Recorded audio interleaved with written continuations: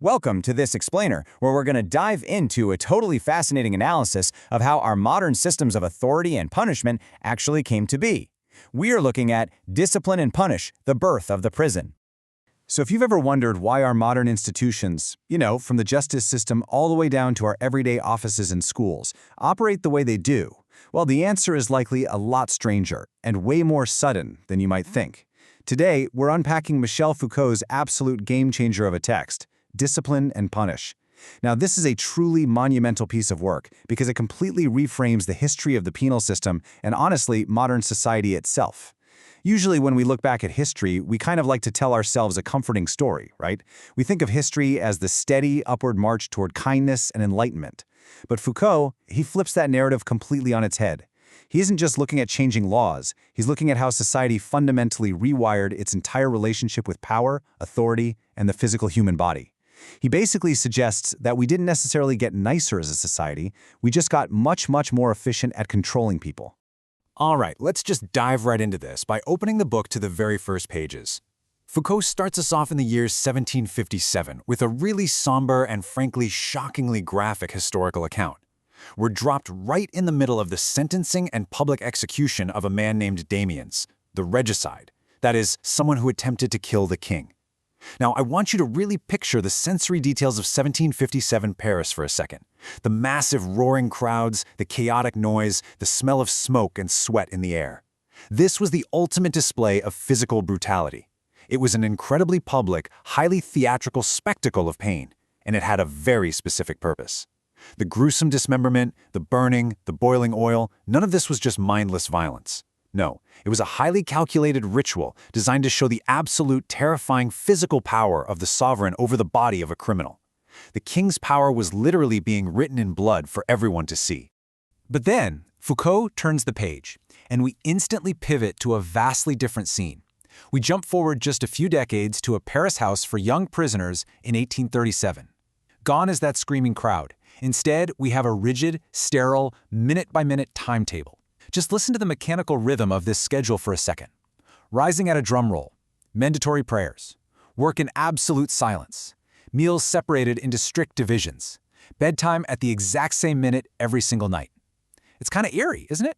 I mean, it sounds suspiciously like the bell schedule of a modern high school or a shift whistle at a factory. The whiplash here is absolute. I mean, we go straight from a screaming public square, a theatrical, bloody spectacle of torture, to the eerie, hidden silence of a highly regimented timetable. It's a total transition from the unbearable physical pain of the scaffold to strict bedtimes, silent work, and towering walls that hide the punished completely from the public eye.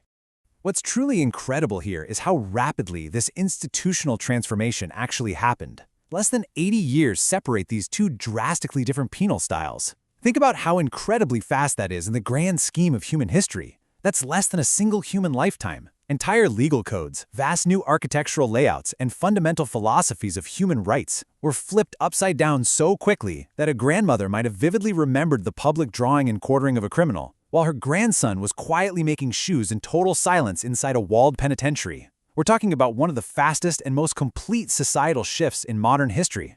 So how on earth did this happen? It wasn't just a handful of new laws being passed by a parliament. Society fundamentally rewired how it applies power to human beings. Why did the public spectacle of executions just completely disappear? And what, exactly, replaced the executioner's block? Well, Foucault explains that the theatrical spectacle of punishment died out incredibly fast, and with it, a massive bureaucratic shift kicked in. Punishment entirely ceased to be a public display. Instead, it moved behind closed doors, behind thick stone walls and heavy iron bars. Physical violence, which, used to be the main event, became the most deeply hidden, almost shameful part of the penal process. The focus completely shifted away from a king flexing his physical power in front of a terrified crowd to this quiet, endless bureaucratic machine managed by wardens sitting behind desks. The very nature of the penalty changed. The state was no longer focused on physically destroying or marking the human body. Instead, the goal became the suspension of rights. Think about how abstract that is for a second. You can't photograph a lost right. You can't physically see the loss of liberty the way you can see a branding on a criminal's skin, right? So to take away a right, you need massive administration. You need endless paperwork. You need specialized architecture. You need silence. The punishment was no longer about inflicting unbearable agony, but about quietly, efficiently, and cleanly taking away a person's time and liberty.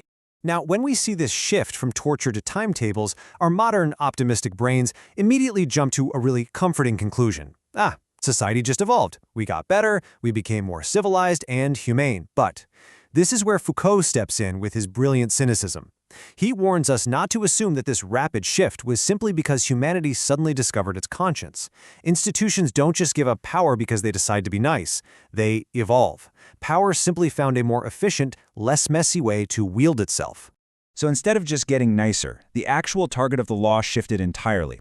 The justice system stopped punishing the physical body and began targeting what Foucault calls the soul. Now hold on, he absolutely does not mean this in a religious or theological sense. By soul, Foucault is talking about a person's passions, their instincts, their anomalies, their childhood, their traumas. He means their underlying psychological makeup. The state stopped asking, what did this body do, and started asking, who is this person really? This created a massive, foundational shift in jurisprudence. Courts were no longer just judging a specific criminal act that happened in the past. They started judging the entire life, background, and psychological state of the criminal. They wanted to know the exact psychological motivations.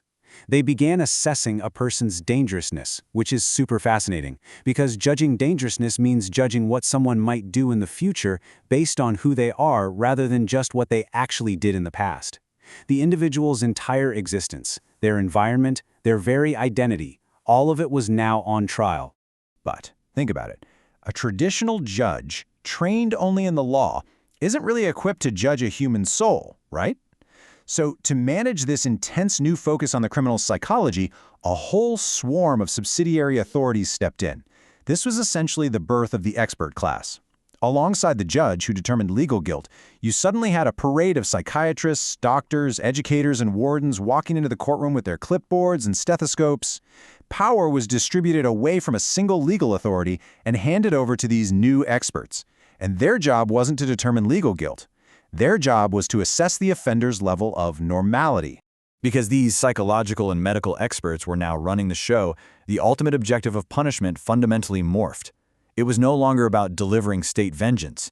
It became about attempting to cure the individual. The goal shifted to the continuous normalization of the offender. And this is where Foucault's ideas took on a slightly unsettling, kind of dystopian edge. Because what does it actually mean to make someone normal? It implies stripping away individuality, correcting anomalies, and forcing a human being to perfectly fit a state-approved mold through endless observation and assessment. This brings us to a core Foucault concept, and honestly, it's perhaps the most important idea you can take away from this explainer, the microphysics of power. This is the realization that modern power isn't exercised by a king swinging a sword or a judge banging a gavel. Modern power is exercised on your body and your mind through tiny, everyday, seemingly invisible routines. Think about the minute routines you follow every day. The bell ringing to tell you when lunch begins and ends, being trained to sit in neat little rows, having to raise your hand to speak, swiping an ID badge to enter a building. Power is in the strict schedules, the architectural layout of the room you're in, the subtle expectations of your behavior. You are subjected to the microphysics of power every single day. So even though the horrific physical torture of the 1700s vanished, make no mistake, the physical body is absolutely still heavily controlled today. It's just caught in a different system of constraints. Individuals are subjected to strict obligations, trained through those meticulous daily habits, all to become what Foucault famously calls a docile body. A docile body is one that can be subjected, used, transformed, and improved. And Foucault argues really convincingly that it wasn't just prisons that adopted this. Schools, hospitals, factories, and military barracks all adopted this exact same model of schedules and surveillance to create compliant, productive, easily manipulated human bodies. I mean, the very posture you hold at your desk right now, that's a product of this discipline. This entire system birthed a self-feeding, inescapable cycle that Foucault calls power knowledge. Think about it like this. You build a prison and you lock 1,000 people inside. Because you have total control over them, you can observe them perfectly every single hour of the day. That intense observation gives you massive amounts of data. That data eventually creates entirely new sciences, like modern psychology, criminology, and sociology. And then, here's the catch. You use those brand new sciences to justify locking them up even more efficiently, building better prisons and refining your control. Exercising power creates knowledge, and that knowledge justifies even more power. It's a closed loop. So, As we look back at the journey from the tortured body in the screaming public square to the quietly observed mind in the sterile cell, the crucial point becomes crystal clear. Our modern system didn't just get softer or more forgiving than the days of public execution. Instead, it evolved. It became a far more sophisticated, invisible, and deeply ingrained mechanism of psychological and societal control. Modern power doesn't need to brand your skin because it's already trained your mind to follow the schedule. Power just learned to hide in plain sight. Which leaves us with a pretty heavy thought. If this modern system of authority was built to mold, manage, and correct the soul rather than just the body, who exactly holds the power to decide what a normal soul looks like today? Who is setting the timetable for your life?